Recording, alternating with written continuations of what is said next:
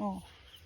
So, dati napakadaming mais dito. Ngayon ay wala na. Mga damo-damo na lang yung natira. Pero, nagtatanim na naman ulit si mama ng mais. Nung nakaraang linggo ay nagtanim si mama ng mais. Isang linggo lang ay nabuhay na. Ayan na yung mais na tinanim ni mama nung nakaraang linggo. Nabuhay na po siya. Mula doon sa may saging na yan, hanggang dito sa taas, mais po yan lahat. Tapos ngayon, si mama ay nagtatanim na naman ulit. Hindi niya naubos na itanim nung nakaraang linggo. So, ngayon na talaga to siguro matapos. Parang kailan lang yun, nagtatanim kami ng mais. Ngayon, nagtatanim na naman ulit.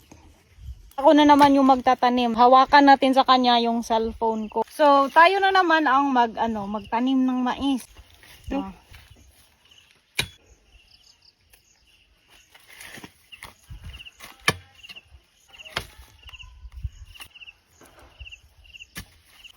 Kahit mabato-bato to guys, pero mabubuhay ang mais dito. Mas mataba pa nga. So si mama yung tagahawak ng cellphone. Syempre, may taas, may baba, may taas, may baba. Oh, hindi niya hinawakan ng maigi. Hindi yung mais niya, masprihan mo na.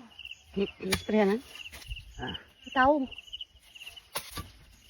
Ibalik na natin kay mama yung niya.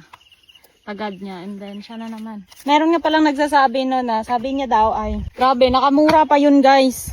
As in, yung sabi niya is, ng Gretchen to. Hindi nagbabago. Ay talaga. Bakit naman ako magbabago? Siyempre, kung ano yung buhay namin dati, hanggang ngayon, ganun pa rin. Walang nagbago, di ba? Hindi naman natin kailangan magbago. Kung saan tayo nanggaling, doon pa rin tayo babalik. So, habang sila doon ay naglalagay ng dingding sa bahay ng ate ko, kami naman ni mama ay dito, nagtatanim ng mais. Madami din naman sila doon, and ayun, mga lalaki lang din naman yung mga gumagawa nun. Tulong-tulong lang para magaan yung trabaho, para mas madali. Wala kaming binabayaran na tao para gumawa ng bahay na yun. Nagtutulungan lang talaga kami. Tapos sa mga materials, pinagtutulungan lang din namin. Kasi kung ikaw lang naman mag-isa bibili ng materials, mabigat. Kasi mahal din naman. Tulong-tulong pa rin. So, kapag na to guys, meron ng bunga ang mga mais ni mama, i-update ko to ulit sa inyo. Di kasi si mama titigil sa pagtanim ng mais o di kaya pagtanim ng mga gulay. Kasi yun kasi yung nakasanayan niya simula pa noon. Kaya hindi talaga mawawala sa kanya. Ewan ko na lang. Pinagsasabihan din namin na pahinga na lang siya. Pero ayaw niya pa rin.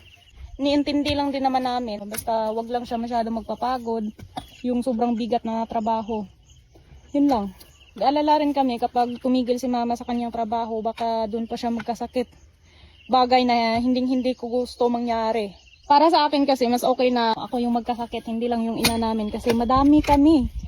Madami talaga kami ang mahihirapan kapag yung ina namin ang magkasakit. Oh. Sama na dami lang, kata. So, tama na to guys kasi sobrang init na talaga. Kapag medyo mainit na, tama na muna. Hinga muna. So, babalik na kami doon sa bahay ng ate ko. And yun, magpahinga muna kasi sobrang init na.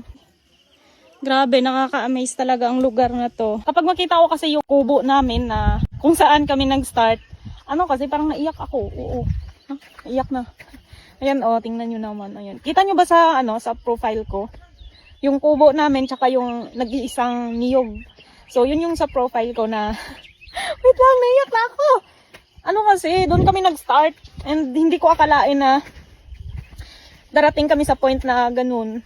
So, kung maalala nyo yung first video namin ni mama, dito po talaga yun. Kapag maalala ko yun, hindi ko talaga maiwasan, hindi maiyak. Hindi ko akalain na darating kami sa point na kahit papaano ay, makabili na rin kami ng hindi man lahat, pero kahit papaano ay makabili na kami ng ulam or bigas na hindi kami masyado mahirapan.